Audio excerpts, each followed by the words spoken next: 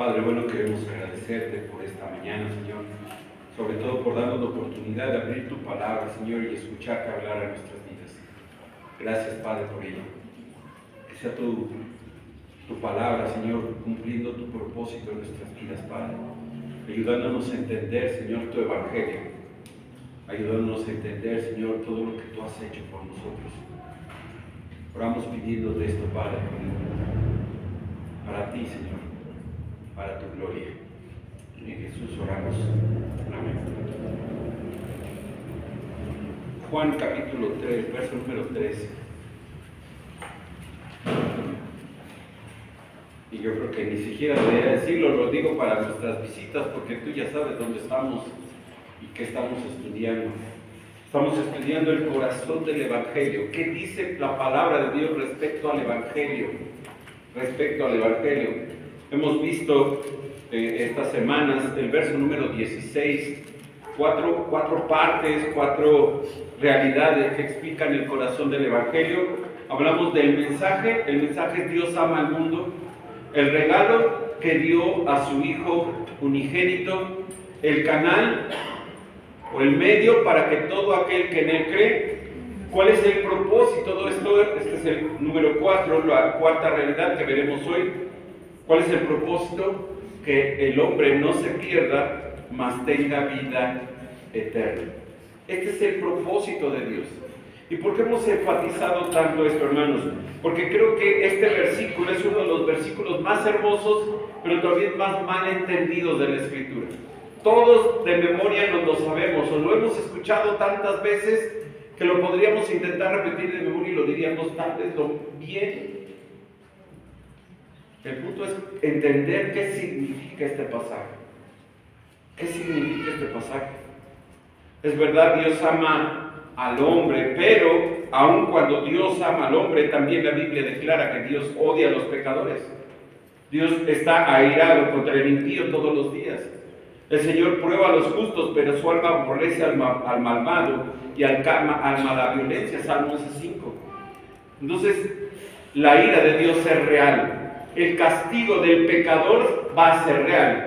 Porque así como el amor de Dios es real, su ira es real. El problema es cuando destacamos por encima del amor de Dios, por encima de la ira de Dios, el amor de Dios. Y no deberíamos de hacerlo de esa manera. Porque así como Dios ama, también Dios es un Dios de justicia y de ira. Obviamente esto cuesta mucho trabajo a la hora de predicar el Evangelio, ¿verdad? Cuesta mucho trabajo decirle al pecador que Dios es un Dios verdadero y está airado contra el impío todos los días. Como dice Hebreos, horrenda cosa es caer en las manos de un Dios vivo, ¿no? Porque todos los demás son dioses muertos, que no hablan, no ven, no oyen, no hacen, no dicen nada. Pero Dios sí, Dios sí. Dios es un Dios vivo que en su momento traerá justicia a todos aquellos que rehúsan creer en Cristo. La única manera de apropiarse de ese amor, la única manera de obtener vida eterna es a través de Cristo. A través de Cristo. No hay salvación fuera de Cristo. Esto ya lo hemos hablado. Sin Cristo no hay salvación. Solo Cristo salva. Una de las 5 solas de la Reforma Protestante. Porque para la Iglesia Católica hay otras maneras de agradar a Dios. Hay otras maneras de acercarse a Dios, pero la Biblia dice que solo hay un camino. Y ese camino es Cristo. Y cualquier otro intento de agradar a Dios es un trapo de inmundicia. Es un verdadero trapo de inmundicia. ¿Por qué es tan importante entender el propósito de Dios? Ve el final del verso 16. Yo sé que te lo sabes, pero quiero que pongas atención allí en este versículo. Dice, para que todo aquel que en él cree, que fue lo que vimos la semana pasada, dice la última frase, no se pierda, mas tenga vida eterna. Obviamente, aquel que cree no se perderá, sino tendrá vida eterna. Eso es lo que está diciendo el pasaje. Esa fe que se ha ejercido en Cristo, que se ha depositado en la obra de Cristo, en la cruz, esa persona que ha depositado esa fe no se perderá, sino tendrá vida eterna. Y ya acabé de predicar. No, no es cierto. Pero este es el hecho que está avisando el Jesús. Esta es la realidad que Cristo está exponiendo aquí a Nicodemo. Y tenemos que recordar un poco el problema de Nicodemo y de todos los judíos. El problema de ellos es que ellos creían que por ser hijos de Abraham, ellos tenían la herencia del reino eterno con Dios. Que ellos iban a ir directo al reino eterno de Dios. Que no necesitaban otra cosa sino ser hijos de Abraham. Bueno, Jesús le está diciendo, no, Nicodemo, no. La única manera de obtener esa vida eterna es creyendo. Creyendo. ¿Creyendo en quién? En el Hijo unigénito de Dios. Y aquel que rehúsa creer en el Hijo no verá la vida. No verá la vida. Tampoco es tan complicado, ¿verdad? Que tenga vida eterna. Este es el propósito, este es el deseo de Dios, que el hombre no se pierda, sino tenga vida eterna. Pedro, ahí en segunda de Pedro, hablando de ese final de los tiempos, dice Pedro ahí en su capítulo 3, segunda de Pedro capítulo 3, si quieres buscarlo, dice el verso número 9, el Señor no retarda su promesa, según algunos la tienen por tardanza, sino que es paciente para con todos, para con nosotros, dice Pedro, no queriendo que ninguno perezca, sino que todos procedan ¿a dónde? Al arrepentimiento. Dios es paciente y está extendiendo su paciencia para que todos vengan al arrepentimiento. Dios ha llamado al hombre a la salvación. Venid a mí, sed salvos todos los términos de la tierra. Vengan a mí, vengan, yo estoy dispuesto a recibirlos. Yo estoy dispuesto a perdonarlos, pero tienen que venir. Tienen que venir. Él es paciente, dice Pedro. Él es paciente, Él quiere que el hombre sea salvo. Él quiere que el hombre sea salvo. Y por cierto, este es el propósito del mismo Evangelio de Juan, ahí en Juan 20:31. Dice Juan que estas cosas se han escrito para que creáis que Jesús es el Cristo y para que creyendo tengáis vida en su nombre. Otra vez, la importancia por un lado de la fe en Cristo para tener vida eterna en Cristo. Ahora, las palabras no se pierdan, no solamente habla de el perder la vida físicamente, ni tampoco quiere decir que no sea aniquilado, no. La perdición de que habla este versículo se refiere a la condenación divina completa y eterna. Aquel que es condenado queda expulsado de la presencia eterna de Dios y no va a poder morar eternamente delante de Dios, no va a poderlo hacer. Ve cómo continúa, y esto lo veremos las próximas semanas, verso 17 en adelante, la palabra que habla acá es condenar.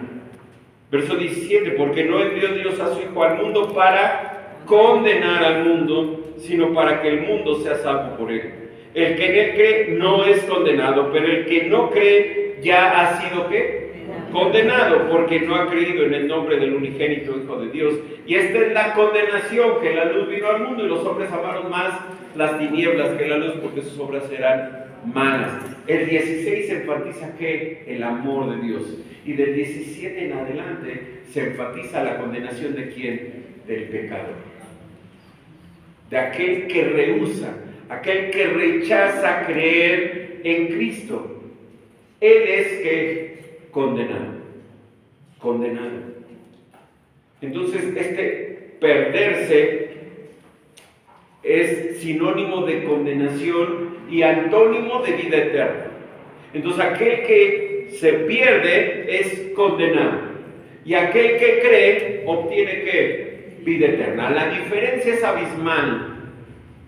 Por un lado hay condenación, muerte eterna, y por otro lado hay vida, salvación y vida eterna. Es completamente lo opuesto. Completamente lo opuesto. Parece que sería muy complicado de entender. No, yo creo que no. El problema es que la gente piensa, Dios es amor, y si Dios es amor no me va a condenar. Bueno, Dios no te va a condenar. Lo vamos a ver las próximas semanas. Tú mismo ya estás condenado. Denme ahí, por favor, el verso número 18. El que cree en Cristo no es condenado. Eso es fácil de entender, ¿no? El que cree en Cristo no es condenado, pero el que no cree ya ha sido condenado. ¿En qué momento? ¿En qué momento? Bueno, tenemos que ir al Antiguo Testamento y quiero que me acompañen a Génesis 3. Pongan una marca ahí y regresaremos a Juan en unos minutos más. Génesis capítulo 3. Y todos sabemos, aquellos que hemos leído la Biblia un poco más, sabemos que en Génesis 3 todo cambia, hay un pero al principio del capítulo 3.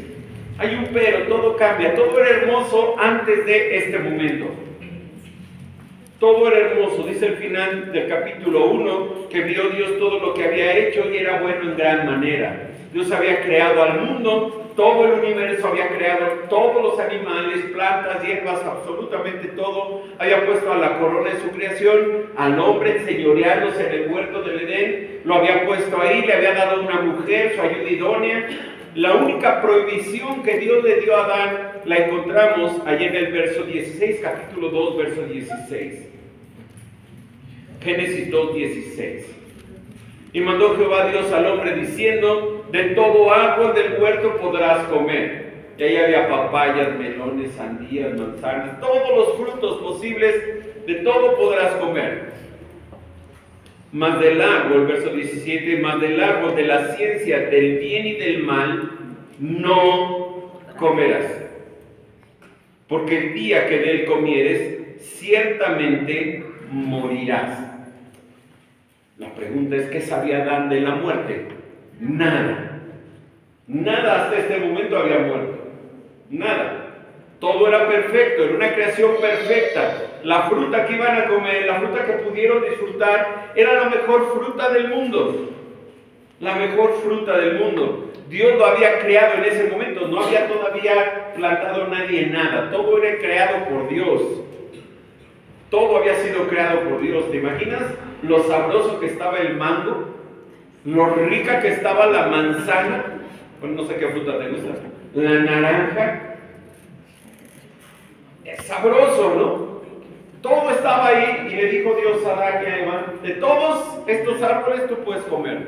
Solo de este que está aquí en medio del huerto no puedes comer. Porque cuando comas de él vas a morir. ¿A qué muerte se refiere Dios? Bueno, obviamente se refiere a los tres tipos de muerte. Hay tres tipos de muerte representados allí en el morirás. La primera, la muerte espiritual. ¿Por qué? Porque desobedecer a Dios se convierte en un ¿qué? Pecado. La orden era muy sencilla: puedes comer de todos menos de este árbol, le dijo Dios. Y cuando comas, mueres. ¿Por qué? Porque me estás desobedeciendo. Y entonces esa desobediencia a Dios es un pecado y lo primero que vas a obtener es muerte espiritual. Muerte espiritual. A partir de que Adán y Eva pecan, Génesis 3, toda su descendencia, nosotros, tenemos por herencia el pecado de Adán. No nos gusta eso, pero así es. Adán pecó y nos heredó esa naturaleza pecaminosa. Nacemos con esa herencia pecaminosa. Nadie nos enseña a hacer berrinches y lo primero que hace un niño es berrinche, ¿no?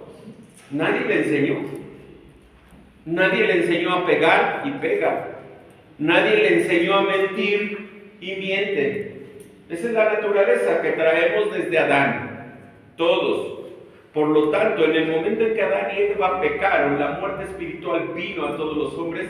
Y como dice Pablo ahí en Efesios capítulo 2, estábamos muertos espiritualmente en delitos y pecados. Esa es nuestra condición espiritual. por este pecado de Adán y Eva. Además, junto con la muerte espiritual va a venir la muerte ¿qué? Física. La muerte física, va a venir la muerte, la separación del cuerpo y el alma. Antes no iba a haber, entonces, probablemente no. Si Adán y Eva nunca hubieran pecado, viviríamos en el huerto del Edén sin ver muerte física. Podríamos ver a nuestros, no sé cómo le podríamos llamar a Adán, pero ahí estaría Adán y Eva, ¿no? Ahí estarían ellos. Entonces hubo muerte espiritual, muerte física, y la muerte espiritual, aquel que no se arrepiente, lo lleva a la muerte eterna, que es la tercer tipo de muerte.